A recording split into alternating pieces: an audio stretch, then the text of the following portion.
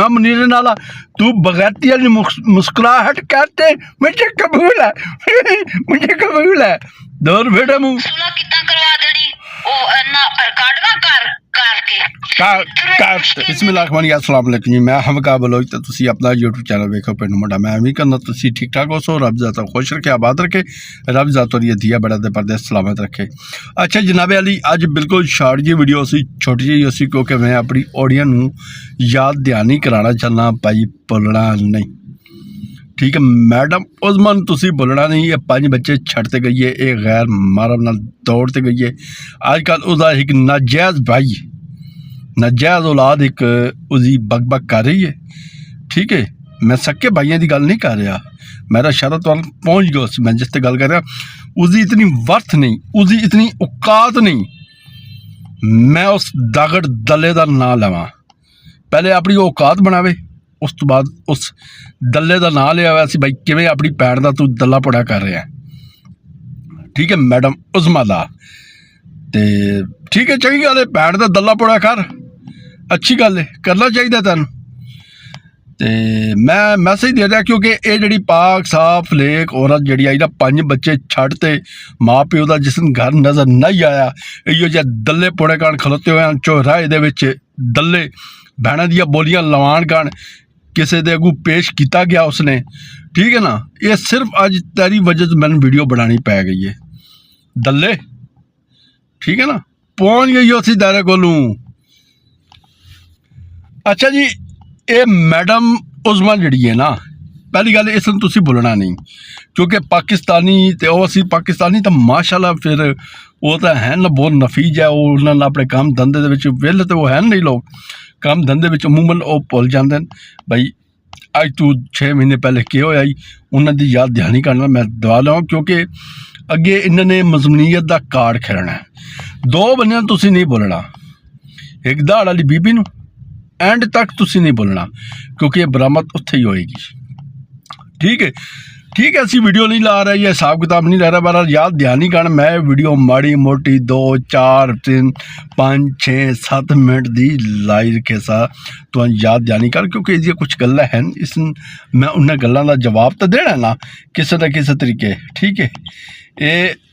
अच्छा जी पहले यह सुनो जी इस नेक अच्छी ईमानदार पाक औरत जी 4 दीवारी में बैठी है जबरदस्ती गन पॉइंट ते नाल ही कक बंद कर दे गन पॉइंट ते मैन नाल लाया गया है मैन मारिया गया मैन कुटिया गया मैन कबूल कराया गया तो जी वो बगैरती वाली मुस्कुराहट आई तो इस वक्त देखो जी उस्मा की जी फैमिली है ना वो पिछे जम हट चुकी है साड़ा उसके कोई रौला नहीं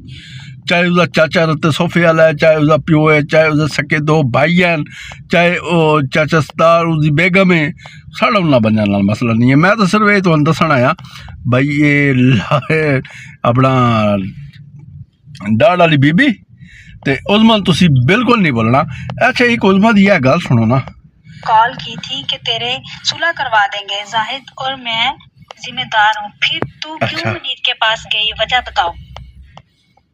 आप जी सुलह कितना करवा देनी ओ ना रिकॉर्ड ना कर करके अच्छा तेरी ज़बान भी होती है तेरी ज़बान है मुनाफिक औरत ओ मुनाफिकीन तेरी ज़बान है तू 5 बच्चे छड़ते गई तू बंदे झूठ बोले तू मैं मुनीर नाला तू बगैरती वाली मुस्कुराहट करते मुझे कबूल है मुझे कबूल है दूर बेटा मुंह वो मुनाफिक औरत है ठीक है तू 5 बच्चे छड़ गए ते अगर तुसी ना खास कर तू गरम तवे ते बैठे ना तू आख ला भाई मैं हक ते है तो सच ते है यकीन कर भाई मेरे वर्गा जो बंदा हो ना मेरे वर्गा वो तलू अग तेज करेगा ठीक है तेरी गल नहीं मनेगा नहायत ही तू घटिया सोचती बीबी है 5 बच्चे तू छड़ते बेगुनाह तू अपना इश्क फरमा रही है तो फिर पता लगा कोई दागड़ दल्ले तेरे भाई भी हैं सक्के भाइयों की गल नहीं कर रहा एक दल्ला उठीता हो आजकल बड़िया वीडियो पा रहा दल्ला ठीक है, उसकी क्योंकि औकात नहीं, उसका मैं ना लावा, उसका जो लेवल नहीं है उसका मैं ना लावा। ठीक है।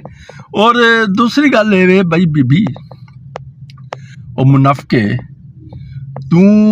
आखिर ये झूठ बोलन, और तेरी जी मुनाफिक औरत कह रही है भाई ये झूठ बोलन। मैं दो किस चीज़ का है भाई, चलो वो हूँ इस चीज़ तो हट तो चले गए, साइड तो हो गए, उन्होंने मसला नहीं है। हाँ, अगर उन्होंने अपना मोदी शाह ने या खान दी शेरनी ने अपनी लाइफ तो बुलाया ही ना, तो उन्होंने पॉइंट ऑफ व्यू ये होना चाहिए भाई हुण तू दस जो कुछ हो चुका, तू अपने बच्चे को रहना चाहती या नहीं।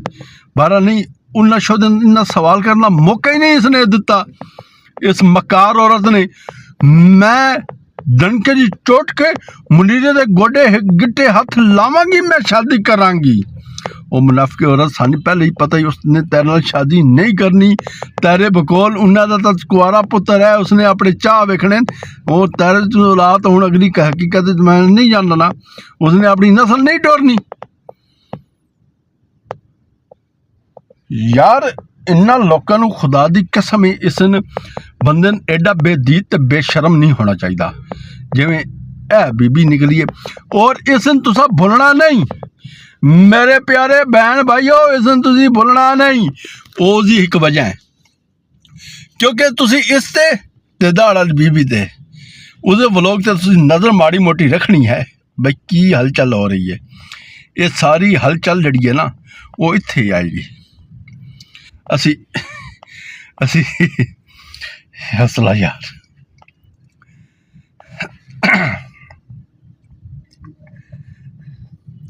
तू खुश लो, 5 बच्चे छड्डण वाली डैन है, तू खुश लो, तेरा कट्टी कट्टा कटते ही जावांगा, तेरा पर्दाफाश करते ही जावांगा मैं। तेरी हकीकत जड़ी है ना, मैं इंज नहीं मरदा। ठीक है, तेरा ना मैं चलो जी मैं लाना इजाज़त।